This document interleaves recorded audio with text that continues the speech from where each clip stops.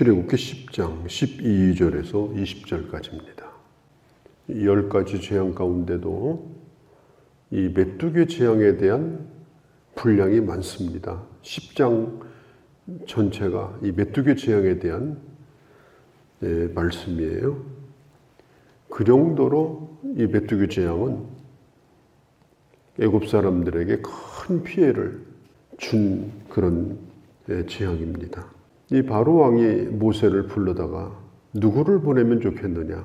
모세가 말합니다. 남녀노소 불문하고 보내달라. 그리고 하나님을 예배할 때 쓸 수 있는 재물도 다 가지고 나오도록 해달라. 그때 바로가 그건 안 된다. 장정만 내보내고 어린아이들하고 여자들은 남겨두어라. 그래서 결국은 이 협상이 깨져버립니다. 그리고 모세는 이 바로 앞에서 11절에 보니까 쫓겨났다. 이렇게 성경에 기록이 되어 있죠. 그리고서 8번째 재앙인 메뚜기 재앙이 이제 임하게 되는 것입니다. 모세가 애굽 땅을 향하여 손을 내밀었을 때 메뚜기 떼가 나타납니다.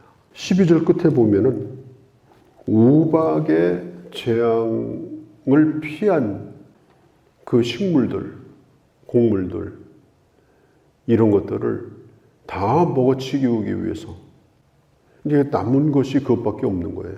그런데 그것마저 먹어치우기 위해서 메뚜기 재앙이 임하게 되는 것입니다. 하나님께서 동풍을 일으키십니다. 하나님은 바람을 일으키시는 분이에요. 바람은 누구도 막지 못합니다. 바람의 방향에 따라서 좋은 것도 날라오고 나쁜 것도 날라오고 바람의 방향에 따라서 태풍이 오기도 하고 또 홍사가 오기도 하고 그러면 그걸 막느냐? 누구도 못 막아요.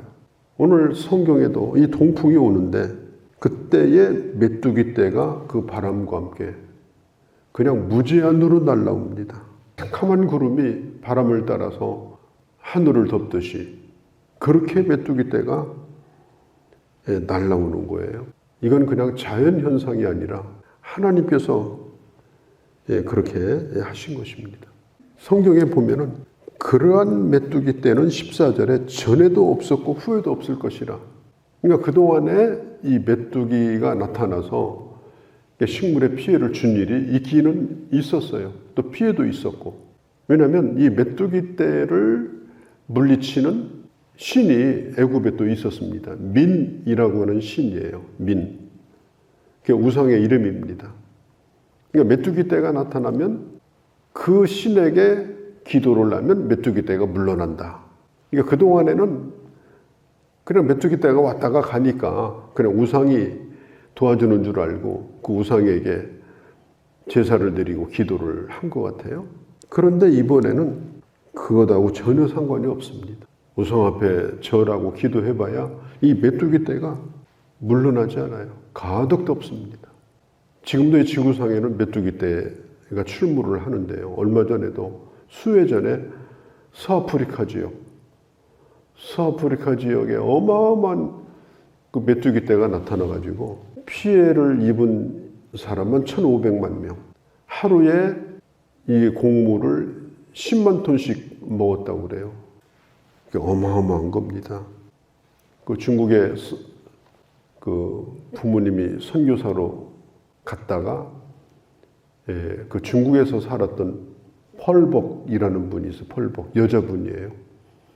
한국에도 그분 기념관이 있고 또 이 고아들 전후에 그 아이들을 돌봤던 그런 분인데 그 펄복이라는 분이 쓴 그 소설이 돼지라는 소설이 있어요. 본래 영어 제목은 좋은 땅이라는 제목인데 중국 사람의 농촌에서 일어난 열심히 농사를 지어서 어떻게든지 성공해 보려고 애를 썼는데 어느 날 메뚜기 떼가 날라와 가지고 그걸 전부 싹 갉아먹는 이제 그런 내용이 그 소설에 나옵니다. 노벨 문학상을 받았어요. 그러니까 메뚜기 떼는 뭐 아시아에서도 그렇고 아라비아 쪽도 중동도 그렇고 아프리카도 그렇고 그렇게 자주 나타나던 건데 이번에는 뭐 전혀 다른 겁니다. 성경에도 요엘서 2장에 보면은 메뚜기 재앙이 나와요. 여러 번 위아래로 메뚜기 떼가 다니면서 전부 다 갉아먹습니다. 이게 하나님의 심판이에요. 그 애굽 땅도 그 푸른 그 식물들이 다 우박에 맞아서 죽고 또 남은 것은 메뚜기가 갉아먹고 식물로 덮여있던 땅이 이제 벌겋게 땅이 보일 정도로 그렇게 되어버렸습니다. 이 바로가 이번에는 모세를 불러가지고 뭐라고 얘기하느냐. 죽지 않게 해달라. 이제 죽을 것 같다고 하는 생각을 드디어 한 것 같습니다. 우리가 잘못했으니까 죄를 하나님 앞에 기도해서 좀 용서해달라고 기도하고 우리를 죽지 않게 그렇게 좀 기도해달라. 그렇게 요청을 합니다. 그래서 모세가 또 하나님 앞에 기도해요. 그런데 이번에는 서풍이 붑니다. 서풍이 무지무지하게 불어가지고 그 메뚜기 떼를 저 바다 쪽으로 다 날려버립니다. 근데 그렇게 하면서 이 메뚜기 재앙이 끝이 나는데 오늘 20절에 보면 성경에 있는 대로 바로는 여전히 완악해가지고 약속을 지키지 않고 계속해서 이스라엘을 놓아주지 않고 그렇게 학대를 했다라고 하는 말씀입니다. 오늘 이 바람에 의해서 메뚜기 떼가 몰려오고 그리고 재앙이 임합니다. 또 바람에 의해서 메뚜기 떼가 사라지고 재앙이 사라집니다. 이 바람을 주장하시는 분은 이 하나님이셔요. 그러니까 이 세상에도 뭐 바람이 불죠. 부동산 바람도 불고 무슨 뭐 패션 뭐 바람도 불고 요즘에는 가상화폐 바람이 불고 그러니까 바람이 이 세상은 항상 이렇게 불어요. 이게 뭔가 사람들에게 영향을 끼쳐가지고 사람들을 움직이고 그 바람이 어디로 와서 어디로 가는가 그 바람이 오는 것과 가는 길을 아는 것은 이건 하나님밖에 없습니다. 노아 홍수 때도 이제 물이 점점점 말라서 마지막 그 물을 다 말릴 때 하나님께서 바람을 불게 해서 이게 다 이렇게 말려버렸어요. 심판을 하기도 하고 심판을 거두기도 하는 바람이에요. 요나가 하나님의 말씀을 피해가지고 도망가잖아요. 그런데 하나님은 바람을 불게 해가지고 나중에 보니까 니느웨에 와 있는 거예요. 왜? 바람에 날려가지고 이렇게 온 겁니다. 우리가 이 세상에 많은 바람이 있어요. 그러나 우리가 그런 바람에 쓸려다니는 자가 돼서는 안 됩니다. 오늘은 저 구석에 처박혀 있고 내일은 저 구석에 처박혀 있고 이런 바람 저런 바람에 휘청거리면서 늘 그렇게 갈대와 같이 살아가는 자가 그리스도인이 아닙니다.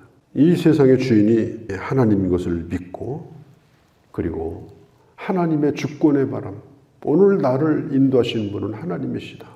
이 바람을 인하여 하나님은 나를 선히 인도하신다. 언제나 그런 믿음을 가지고 우리가 주님을 바라보는 그런 하나님의 사람들이 되어야 할 줄로 믿습니다. 요한복음 3장에 보면은 니고데모가 그 유대인의 선생이에요. 니고데모가 예수님을 찾아와요. 그리고 간단하게 물어봅니다. 사람이 어떻게 거듭납니까? 그때에 물과 성령으로 거듭나지 않으면 하나님의 나라를 볼 수도 없고 들어갈 수도 없다. 그러면서 예수님이 이 하신 말씀에 니고데모가 이렇게 말해요. 그러면 어머니 뱃속에 들어갔다가 또 나와야 되는 겁니까? 완전히 동문서답을 해요. 그러니까 이스라엘의 선생인데도 거듭난다는 것에 대해서 말귀를 못 알아들어요. 그때 주님이 하신 말씀이 뭐냐? 거듭난 사람은 이와 같으니 바람이 어디로 와서 어디로 가는지를 모르는 것과 같다. 이건 뭘 가르쳐요? 사람이 거듭나는 것은 하나님이 하시는 일이라는 거예요. 우리가 예수 믿어서 구원받고 이 하나님의 자녀가 되는 것, 내가 어떻게 해서 구원받고 내가 어떻게 해서 이 하나님의 은혜를 받았는지 신비로운 거예요. 우리는 무기력한 자인데 하나님은 불가항력적인 내 힘으로 감당할 수 없는 은혜로 나를 하나님의 자녀로 삼아 주신 겁니다. 요한계시록 7장에 보면은 이제 마지막 이제 심판을 향해서 가지 않습니까? 그때에 성경이 뭐라고 얘기하는가 하면 사방에 바람이 불기 시작했다. 그런데 천사가 내 귀퉁이를 바람을 붙들고 있었다. 그 바람을 붙들고 있는 거예요. 막 바람이 불기 시작하는데 오늘 우리가 살고 있는 이 세상은 이미 바람이 불고 있는 세상이 된 겁니다. 반드시 그 바람은 나중에 완전히 이 세상을 다 쓸어버릴 겁니다. 아직까지는 하나님께서 하나님의 천사들로 하여금 이 바람을 붙들고 있는 거예요. 전쟁이 날 것 같은데 나지 않고, 핵전쟁이 날 것 같은데 안 나고, 3차 대전이 터질 것 같은데 안 터지고. 그런데 이 바람이 언제까지 계속되느냐?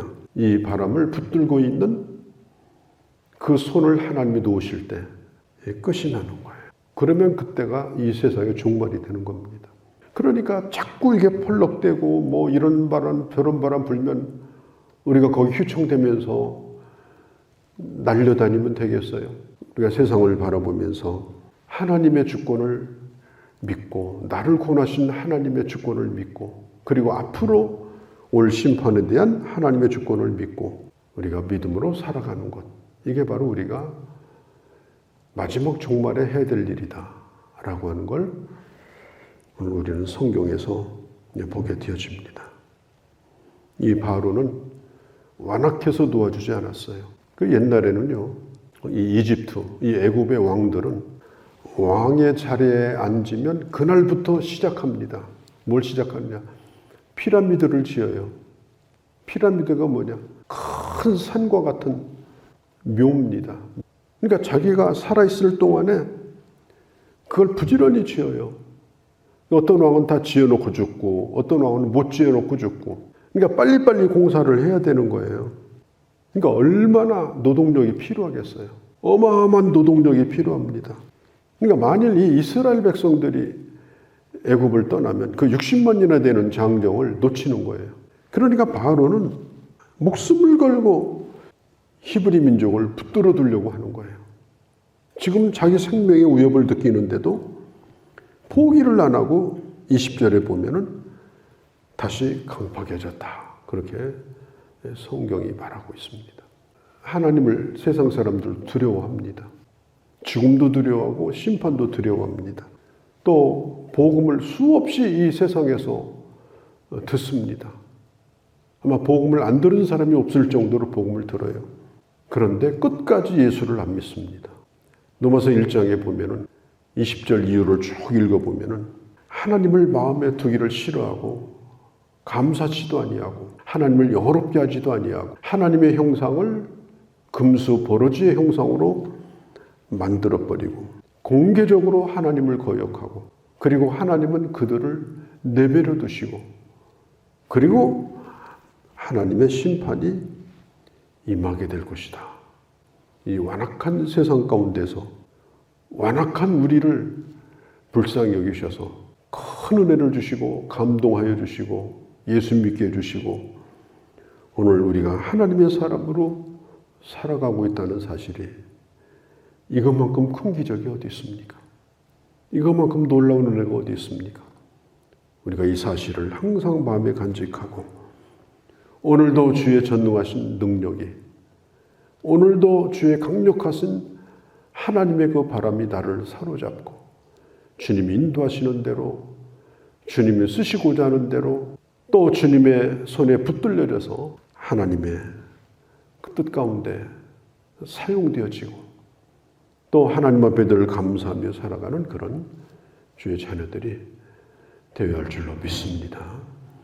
거룩하신 우리 아버지 하나님, 이 메뚜기 재앙을 저희가 보았습니다.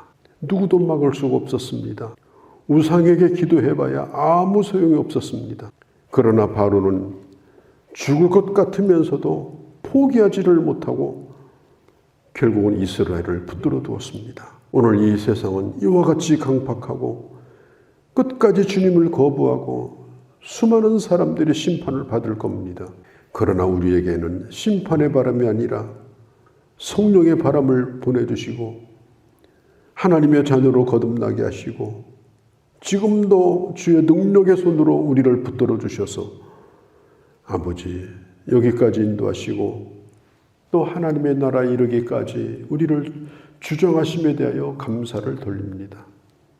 하나님이여 세상에 흔들리며 사는 자가 되지 않게 하시고 오직 주의 은혜 가운데만 거하며 주의 강력한 손에 붙들려져서 존귀하고 영광스럽게 쓰여지는 귀한 주의 사람들이 다 되게 하여 주옵소서.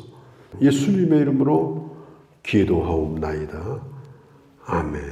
나의 맘에 수심 구름 가득하게 덮이고 슬픈 눈물 속절없이 흐르네 인정하고 부드러운 음성으로 부르사 나를 위로하리 누가 있을까 주 예수 주 예수 주 예수 주 예수